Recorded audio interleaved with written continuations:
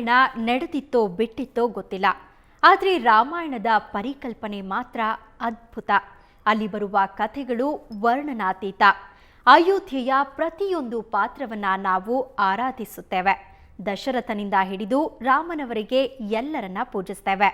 ರಾವಣ, ಕೈಕೇಯಿಯಂಥ ಕೆಟ್ಟ ವ್ಯಕ್ತಿತ್ವದ ಕುರಿತು ಅಲ್ಲಿ ಕೇಳ್ತೇವೆ. ಅಂಥ ರಾಮಾಯಣವನ್ನ ಅತ್ಯಂತ ಸರಳವಾಗಿ, ಸುಂದರವಾಗಿ ವಿವರಿಸುವ ಪುಟ್ಟ ಪ್ರಯತ್ನವೇ ರಾಮಕಥಾ. ನಾನು ಸೌಮ್ಯ. ಶ್ರೀರಾಮ ಜಯ ರಾಮ ಜಯ ಜಯ ರಾಮ. ಶ್ರೀರಾಮ ಜಯ ರಾಮ ಜಯ ಜಯ ರಾಮ. ಶ್ರೀರಾಮ ಜಯ ರಾಮ ಜಯ ಜಯ ರಾಮ. ಶ್ರೀರಾಮ ಜಯ ರಾಮ ಜಯ ಜಯ ರಾಮ. ಶ್ರೀರಾಮ ಜಯ ರಾಮ ಜಯ ಜಯ ರಾಮ. ಶ್ರೀರಾಮ ಜಯ ರಾಮ ಜಯ ಜಯ ರಾಮ.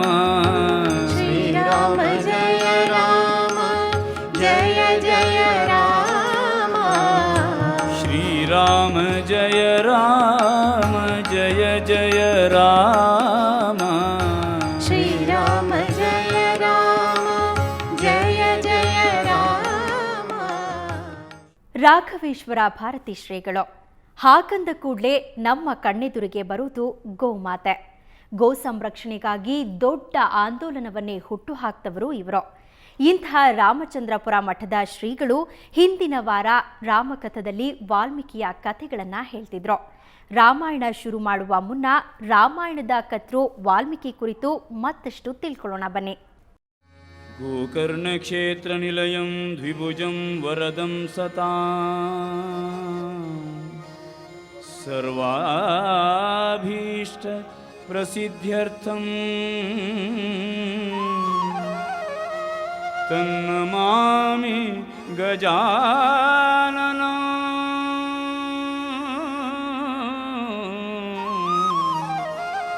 ತನ್ನಮಾಮಿ ಗಜಾನನ.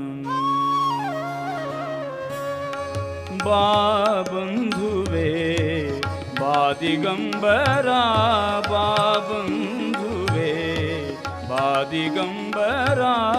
ಅಭಯಂಕರಾ ಕೃಪಾಕರಾ, ಅಭಯಂಕರಾ ಹೇ ಕೃಪಾಕರಾ. ನೀದಯದಿಯಮ್ಮ ಕಮಂಡಲಧಾರಿ, ನೀದಯದಿಯಮ್ಮ ಕಮಂಡಲಧಾರಿ. ಪೊರೆ ಗುರುವರ ಕರುಣಾಕರ, ಪೊರೆ ಗುರುವರ ಕರುಣಾಕರ.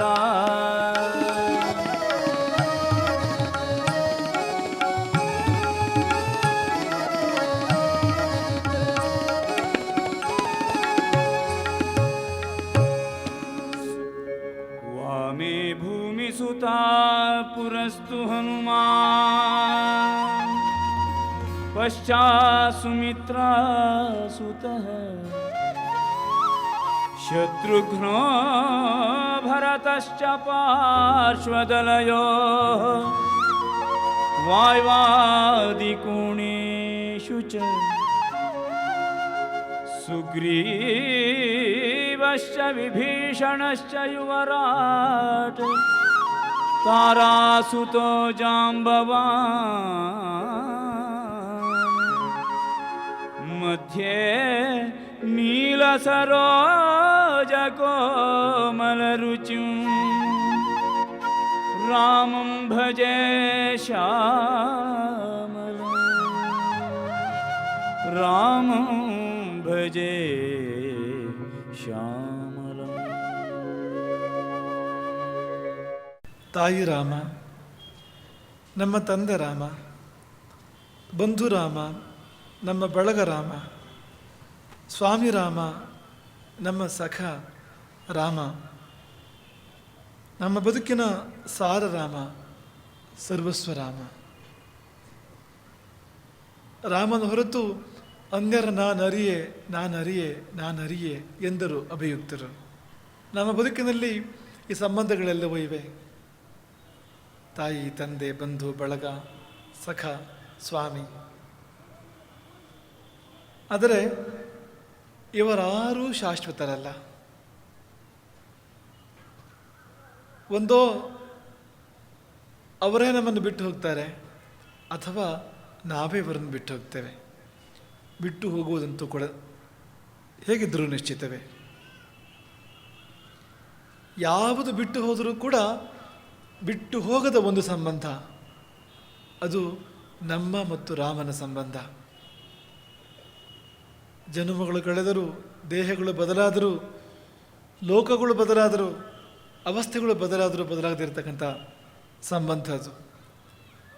ಯಾರು ಬಿಟ್ಟರೂ ಬಿಡದ ಆ ರಾಮನ ಚರಣವನ್ನು ಭದ್ರವಾಗಿ ಆಶ್ರಯಿಸಿ ರಾಮಕಥೆಯನ್ನು ಪ್ರಾರಂಭ ಮಾಡೋಣ. ಇದು ರಾಮಕಥೆ, ಇದು ರಾಮಾಯಣದ ಕಥೆ, ಇದು ರಾಮಾಯಣದ ಕವಿಯ ಕಥೆ. ನಾವು ಕವಿಯ ಕಥೆಯಲ್ಲಿದ್ದೇವೆ, ವಾಲ್ಮೀಕಿಗಳ ಕಥೆಯಲ್ಲಿದ್ದೇವೆ. ಹುಟ್ಟುವಾಗ ಅಗ್ನಿಶರ್ಮ, ಬ್ರಹ್ಮರ್ಷಿ ವಂಶ ಸಂಜಾತ, ಬೆಳೆಯುವಾಗ ರತ್ನಾಕರ, ದರೋಡೆಕೋರ. ಕಾಡಬೇಡ ಕಾಡಬೇಡ ಕಾಡಬೇಡ ಅಂತ ಜೀವಿಗಳು ಮತ್ತೆ ಮತ್ತೆ ಹುಯಿಲಿಡುವಂಥ ಬೇಡ ಅವನು. ಆತನಿಗೆ ಒಂದು ದಿನ ಅಸದಳವಾದ ನೋವಾಯಿತು, ವರ್ಣಿಸಲಸದಳವಾದ ನೋವಾಯಿತು. ಯಾಕೆಂದರೆ ಎಂದೂ ಕೇಳದ ಒಂದು ಪ್ರಶ್ನೆಯನ್ನು ತನ್ನ ಹೆಂಡತಿ ಮಕ್ಕಳಲ್ಲಿ ಆತ ಕೇಳಿಬಿಟ್ಟಿದ್ದ. ಆ ಪ್ರಶ್ನೆ ಏನು? ನನ್ನ ಸ್ವರ್ಗದಲ್ಲಿ ನೀವೆಲ್ಲ ಪಾಲುದಾರರು, ನನ್ನ ಸುಖದಲ್ಲಿ ನೀವೆಲ್ಲರೂ ಪಾಲುದಾರರು. ಈ ವೈಭವದ ಮನೆಯೊಳಗೆ ತುಂಬಿರತಕ್ಕಂಥ ಅಷ್ಟೈಶ್ವರ್ಯಗಳು, ವಸ್ತು ಒಡವೆಗಳು, ಧನ ಕನಕ ವಾಹನಗಳು, ಇವೆಲ್ಲಕ್ಕೂ ಈ ಭೂ ಸ್ವರ್ಗಕ್ಕೆ ನೀವು ಭಾಗಿದಾರರು. ನನ್ನ ನರಕಕ್ಕೂ ನೀವು ಭಾಗಿದಾರರಾಗ್ತೀರಾ. ಸ್ವರ್ಗದಲ್ಲಿ ಜೊತೆಗಾರರಾಗುವುದು ದೊಡ್ಡ ಸಂಗತಿ ಅಲ್ಲ, ನನ್ನ ನರಕದಲ್ಲಿ ನೀವು ಜೊತೆಗಿರ್ತೀರಾ. ಒಂದು ಪ್ರಶ್ನೆ ಕೇಳಿಬಿಟ್ಟಿದ್ದ. ಆ ಪ್ರಶ್ನೆಗೆ ಅನಿರೀಕ್ಷಿತವಾದ, ಅನಪೇಕ್ಷಿತವಾದ ಉತ್ತರ ಬಂದ್ಬಿಟ್ಟಿತ್ತು. ಹೌದು, ಎಂದಿನಂತೆ ದರೋಡೆಗಿಡಿದ ರತ್ನಾಕರನಿಗೆ ಆದೇನು ಸಿಕ್ಕಿದ್ದು ನಾರದರು. ನಾರದರನ್ನ ಲೂಟಿ ಮಾಡಲಿಕ್ಕೆ ಆತ ಹೊರಟಿದ್ದು. ಆಗ ನಾರದರು ಕೇಳಿದ ಪ್ರಶ್ನೆ, ಇದರಿಂದ ಪಾಪ ಬರೋದಿಲ್ವಾ? ಬರಬಹುದು.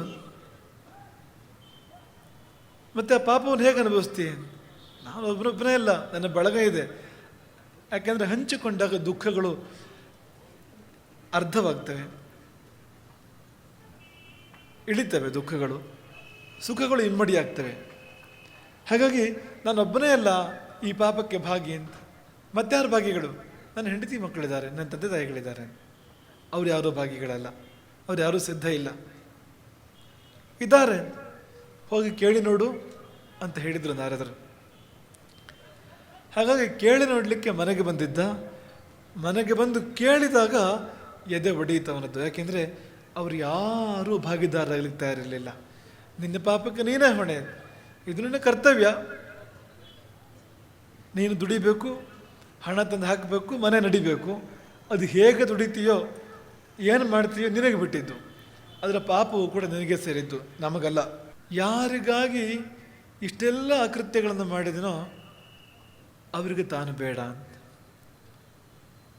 ಅವರಿಗೆ ತನ್ನ ಸುಖ ಬೇಕು, ತಾನು ತರುವ ಹಣ ಬೇಕು, ಆದರೆ ತಾನು ಬೇಡ ಎನ್ನುವ ಭಾವ ಒಂದು ಬಗೆಯ ಅನಾಥ ಪ್ರಜ್ಞೆಯನ್ನು ಮೂಡಿಸ್ತವನಿಗೆ. ಯಾರಿಲ್ಲ ನನಗೆ ಎನ್ನುವ ಭಾವವನ್ನು ಮೂಡಿಸ್ತು ರತ್ನಾಕರನಿಗೆ. ಹೌದು, ವಾಲ್ಮೀಕಿ ಇಲ್ಲದೆ ರಾಮಾಯಣವಿಲ್ಲ. ರಾಮಾಯಣದಂತಹ ಅದ್ಭುತ ಗ್ರಂಥವನ್ನ ಕೊಟ್ಟ ವಾಲ್ಮೀಕಿಯ ಮೊದಲ ಬದುಕು ಹೇಗಿತ್ತು ಅನ್ನೋದನ್ನ ನೋಡೋಣ ಒಂದು ವಿರಾಮದ ಬಳಿಕ.